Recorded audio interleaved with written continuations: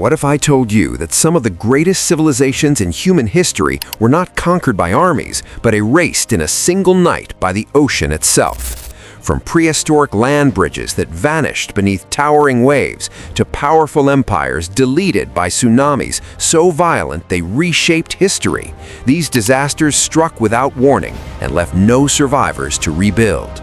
Stay with me, because what you're about to hear are the true stories of ancient tsunamis that wiped civilizations off the map.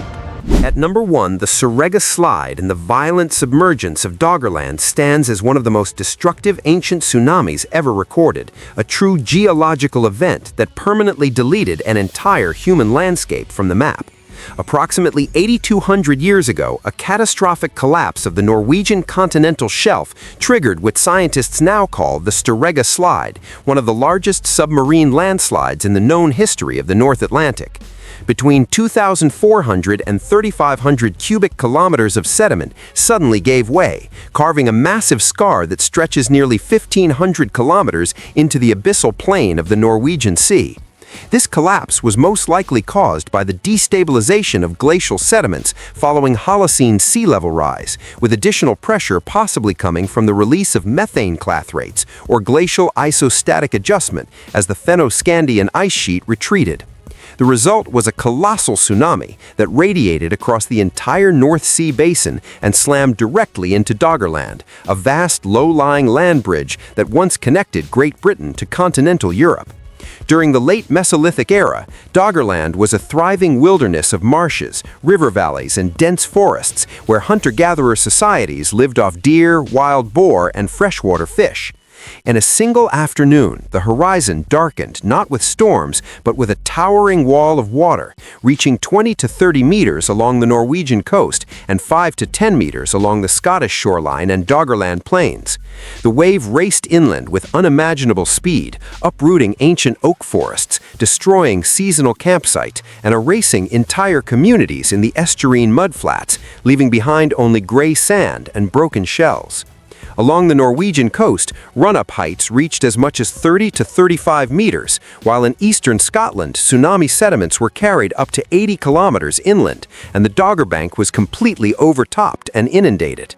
Geological proof of this event survives today in the distinctive Tsurega sand layer, found in coastal bogs and estuaries from the Shetland Isles to eastern Scotland, and even as far away as Greenland, in some places sitting 6 meters above modern high tide levels. Archaeological sites, such as Castle Street in Inverness, reveal marine sand abruptly interrupting layers of human occupation, capturing the exact moment life was shattered. The disaster coincided with the 8.2 thousand year climatic cold event, creating a brutal dual crisis where tsunami survivors were immediately thrust into centuries of colder global temperatures, leading to a dramatic population decline across northern Europe. The loss of Doggerland permanently severed Britain from the continent, isolating Mesolithic communities and forcing a divergence in stone tool technology and social organization. Kicking things off at number 2, the Thera eruption and the collapse of Minoan civilization reveals how the sea itself turned against one of the most advanced civilizations of the Bronze Age.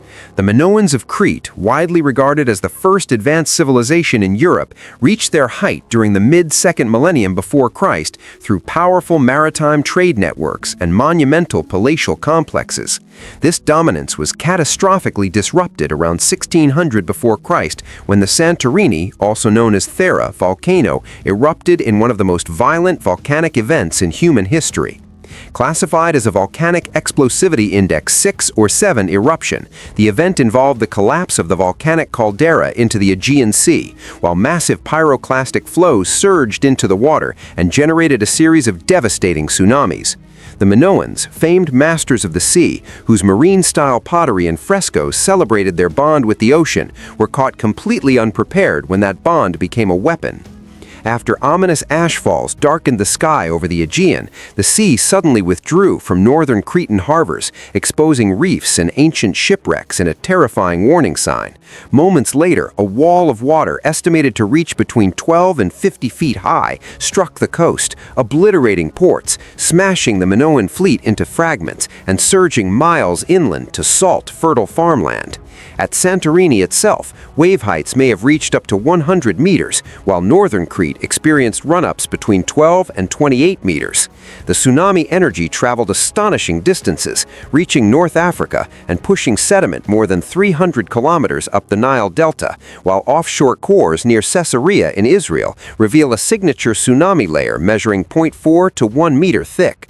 Archaeological sites such as Palikastro and Malia preserve clear evidence of destruction, while at Çeşme Bağlarası in Turkey, the remains of a young man and a dog buried beneath tsunami debris offer a haunting glimpse into the human cost, with signs that rescuers narrowly missed saving them.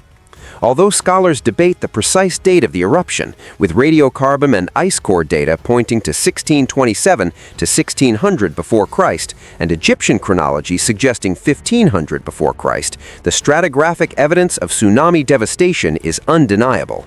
The loss of the fleet destroyed the backbone of Minoan economic and military power, triggering a slow collapse. Within 50 years, Mycenaean Greeks had taken control, marked by the shift from Linear A to Linear B script in palace records. Coming in at number 3, the 365 AD Mediterranean tsunami, remembered as the Roman Day of Horror, stands as one of the most terrifying natural disasters ever recorded in written history. On the morning of July 21st, 365 after Christ, a massive undersea earthquake with an estimated magnitude of 8.5 struck near the western tip of Crete. The quake was so powerful that it caused western Crete to rise by 9 to 10 meters almost instantly, leaving ancient harbor towns like Philosarna stranded high and dry above the sea. This sudden tectonic uplift triggered a tsunami that radiated across the Mediterranean, devastating coastlines from Greece and Sicily to Libya and Egypt.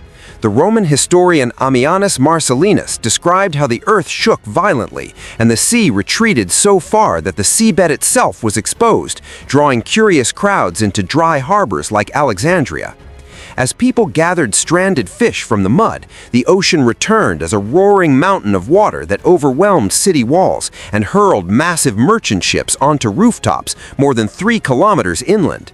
In Alexandria alone, approximately 50,000 people were killed in a single morning, transforming the empire's grain capital into a landscape of mud, salt, and corpses. Geological evidence confirms these accounts through massive megaturbidites found on the Ionian Sea floor, indicating a single, enormous energy transfer event. In Libya, the ancient city of Apollonia lost its harbors and lower districts permanently to the sea, while in Cyprus, skeletal remains of entire families crushed in their homes record the violent shaking before the wave arrived. Ships displaced kilometers inland and perched on rooftops were documented by Roman sources, while later chroniclers such as George the Monk preserved death toll records. The destruction of Alexandria's port and the salination of Nile Delta farmland triggered severe economic disruption, worsening existing political and military instability within the Roman Empire. So traumatic was this event that Alexandria commemorated it annually as the Day of Horror for more than 200 years, using it as a historical marker. Far from being just a natural disaster, the tsunami of 365 AD accelerated the deletion of the old Roman order, weakening imperial administration, exposing borders to Gothic and Vandal migrations, and reshaping the Mediterranean coastline as the empire drifted toward the Byzantine age. Landing at number 4, Helike, the submerged Atlantis of the Gulf of Corinth, represents one of the most chilling examples of an ancient tsunami that erased an entire city in a single night. In 373 before Christ, Helike stood on the southwestern shore of the Gulf of Corinth as the principal city of Achaia and the leading power of the First Achaean League. As a dodecapolis, meaning a center of 12 cities, Helike was both an economic powerhouse and a sacred religious hub devoted to Poseidon Helikonios, the god of earthquakes and the sea. On a winter night, without warning, a massive earthquake struck, causing seismic liquefaction that destabilized the ground beneath the city. Entire districts began to slide as a 2-mile stretch of coastline collapsed into the Corinthian Gulf, and almost immediately a powerful tsunami surged in behind it. The rising water engulfed rooftops, streets, and temples, drowning every inhabitant so completely that Helike's entire population was lost. When a rescue force of 2,000 soldiers arrived the following morning, they found no ruins to save, only a silent lagoon shimmering where a thriving capital had stood hours earlier. For centuries afterward, Roman travelers sailed over the site, peering through clear water at the bronze statue of Poseidon still standing upright on the seabed, its outstretched form catching the nets of fishermen. This total erasure left such a deep impression that Helike became widely regarded as the real-world inspiration for Plato's Atlantis, a moral warning about human pride before nature's power. Modern archaeology has since confirmed Helike's existence beneath meters of river sediment and lagoonal silt on the coastal plain, rather than an open sea. Excavations by the Helike project have uncovered classical destruction layers containing pottery, architecture, and gold and silver ornaments, along with evidence of an even older early Bronze Age settlement buried below.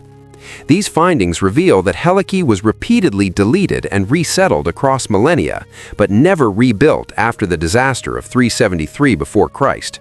The political consequences were immediate, with leadership of the Achaean League shifting to Aegean and Helike's territory divided among neighboring cities.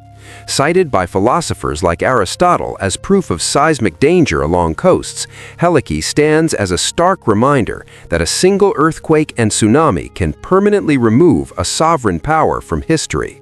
Moving ahead to number 5, Atlit Yam and the Neolithic sinking of Israel reveal how even early farming societies were vulnerable to sudden, civilization-ending tsunamis. Atlit Yam was a highly advanced Neolithic village located off the coast of modern Israel, occupied between 6,900 and 6,300 before Christ. Spread across 10 acres, the settlement featured stone houses, deep stone-lined wells, sophisticated hydrology, and a semicircular arrangement of 7 massive megaliths used for freshwater rituals. The village was abandoned with shocking suddenness, as evidenced by piles of processed fish left in storage and stone tools and granaries left behind. The cause of this abandonment was not gradual sea level rise alone, but a catastrophic tsunami triggered by the collapse of the eastern flank of Mount Etna in Sicily, an event known as the Valle del Bove collapse. This massive failure displaced approximately 25 cubic kilometers of material into the Mediterranean, generating a tsunami that raced across the basin at extraordinary speed.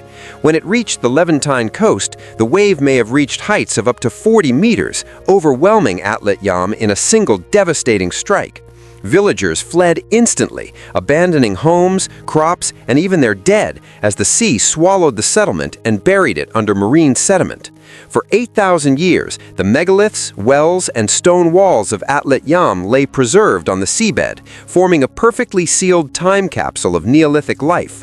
Archaeological discoveries include more than 8,700 flint tools, advanced sickle blades, and the earliest known cases of human tuberculosis found in 2 skeletons. Male skeletons also show ear damage consistent with frequent deep diving for seafood, highlighting the community's advanced agro-marine economy. A stone-lined well, later found to be salinated, indicates that encroaching seawater was already a growing threat before the final tsunami. Unlike many Neolithic sites, Atlit Yam was never rebuilt, making its destruction a permanent deletion of a unique coastal culture. The loss of this village likely forced migrations inland, influencing later Neolithic settlements in the Galilee and Jordan Valley, as ancient peoples learned that coastlines could become deadly without warning. Closing this chapter at number 6, the Kikai-Akahoya super eruption and the Jomon reset demonstrate how volcanic tsunamis can erase not just cities, but entire regional cultures. The Jomon period of Japan, lasting more than 10,000 years, was defined by long-term stability, sedentary hunter-gatherer life, and some of the world's earliest complex pottery traditions. This continuity was violently broken approximately 7,300 years ago by the Kikai-Akahoya eruption in the southern seas of Kyushu. One of the most powerful eruptions of the Holocene, the Kikai event ejected between 332 and 457 cubic kilometers of material, exceeding the scale of the 1883 Krakatoa.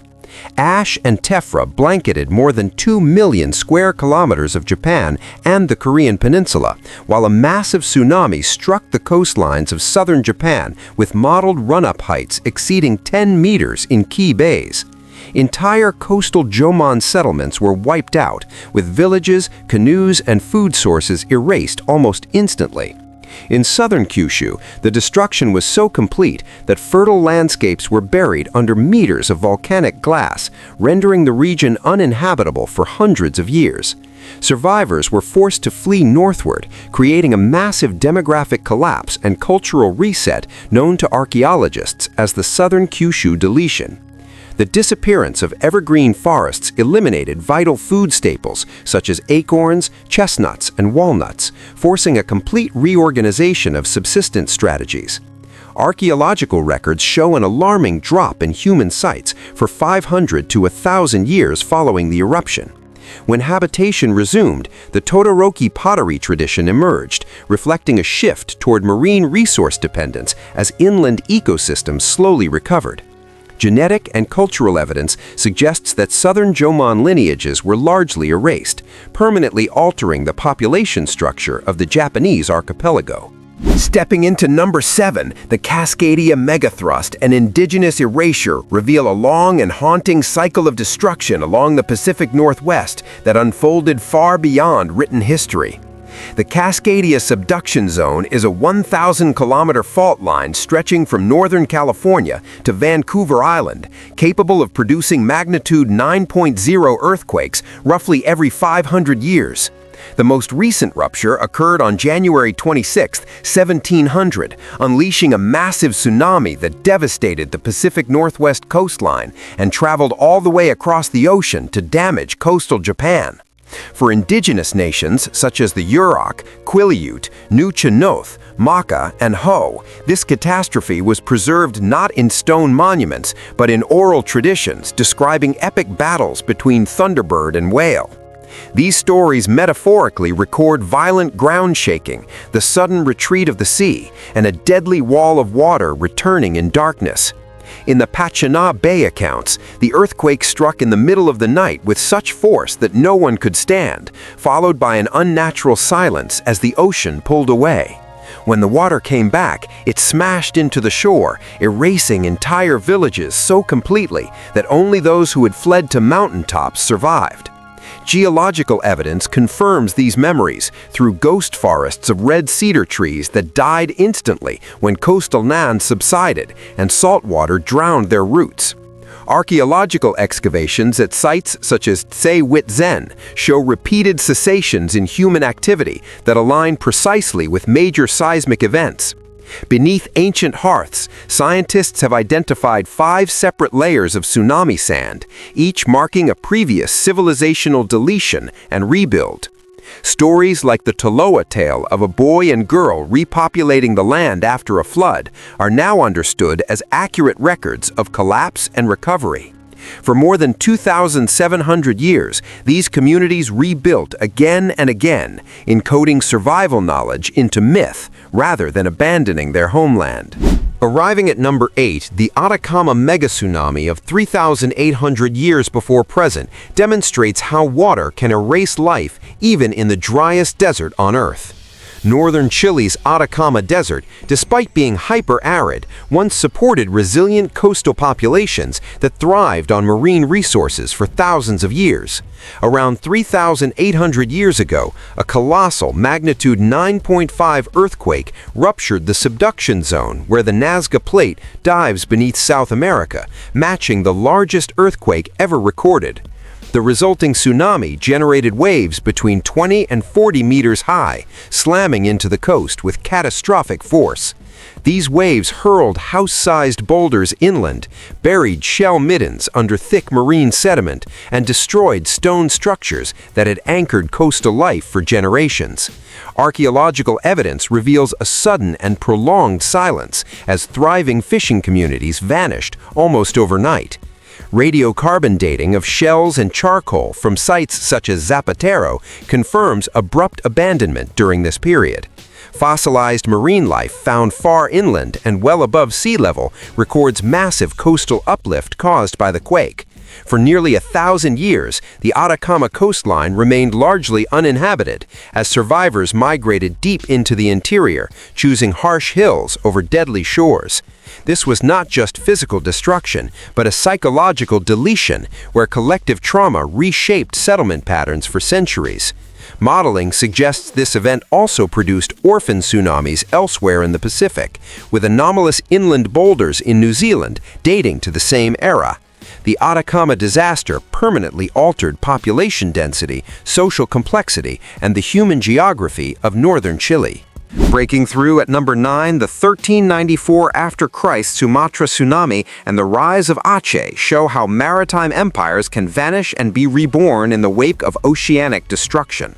Around 1394, a massive rupture along the Sunda megathrust triggered a powerful tsunami that devastated the northern coast of Sumatra. Along a 40-kilometer stretch of shoreline, 9 distinct coastal trading communities were destroyed. These settlements were vital nodes of the maritime Silk Road, where Chinese and Indian goods flowed through bustling ports shaded by palm trees. Archaeological surveys reveal a dramatic disappearance of ceramic sherds between 1400 and 1450, signaling a period of total civilizational deletion in low-lying areas. Thousands of pieces of fine Chinese porcelain that once defined the region simply vanish from the record, leaving a historical black hole. Survivors fled inland, too traumatized to return to the coast for generations. Archaeologists have identified 10 pre-tsunami trade ceramic clusters that fell completely silent after the wave. Major ports such as Lamri, once recorded in historical texts, were gradually abandoned by the 16th century. Yet from this destruction emerged a new political order as displaced populations centralized and laid the foundation for the Aceh Sultanate. This reorganization transformed the regional economy and power structure, creating a more resilient state built in response to the sea's violence. The 1394 tsunami was not an anomaly, but part of a long cycle later echoed in 2004. Concluding at number 10, the Itape and Pangani events reveal the Indian Ocean's lost victims, the smallest communities whose erasure is recorded only in bone and sand. In Papua New Guinea, a human skull dating back 6,000 years was discovered in 1929, now recognized as the earliest known victim of a tsunami. The skull was found buried in mangrove mud, surrounded by crushed microscopic marine shells, proving death by violent inundation rather than burial. 1,000 years ago, a similar fate struck a Swahili village along Tanzania's Pangani River, where entire families were drowned inside their homes. Archaeologists found skeletons with no signs of disease or trauma other than drowning, while the sand filling the houses contained rodents, birds, and marine mollusks carried in from the deep ocean. Wooden houses daubed with earth became instant tombs, preserving beads, fishing nets, and daily life frozen at the moment of deletion. Computer simulations link this Tanzanian tsunami to a distant earthquake along the Sunda megatrust, the same fault responsible for the 2004 disaster.